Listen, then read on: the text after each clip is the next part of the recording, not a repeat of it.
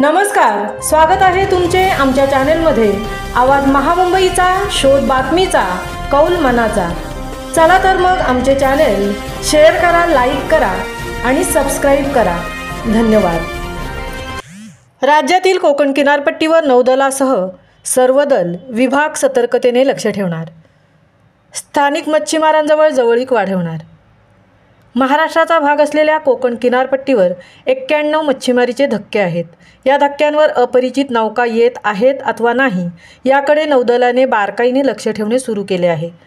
ऐन पावसात श्रीवर्धन तालुक्यातील हरिहरेश्वरजवळ शस्त्र असलेली अत्याधुनिक नौका आढळली होती।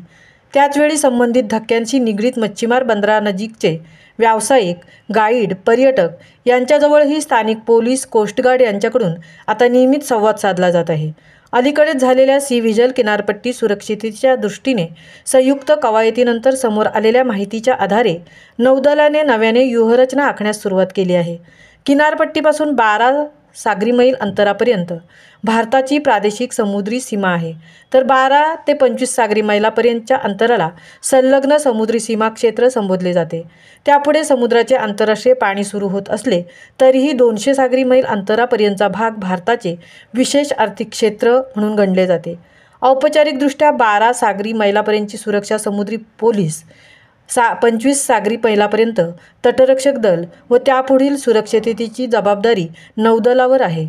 परंतु 1993 साली समुद्र शेखाडी मार्गे आलेल्या RDX 2611च्या हल्ल्यानंतर आता समुद्रासह किनारपट्टी सुरक्षेची अंतिम आणि विशेष जबाबदारी नौदलावर निश्चित करण्यात आली आहे।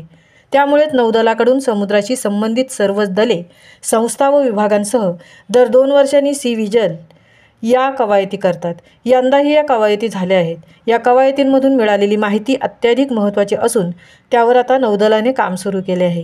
कोकण विभागात 7 जिल्हे व 720 किलोमीटर लांबीच्या किनारपट्टीचा समावेश आहे। आवाज महामुंबईच्या चॅनेलसाठी संजय खांबेटे सह तृप्ती भोईर, म्हसळा।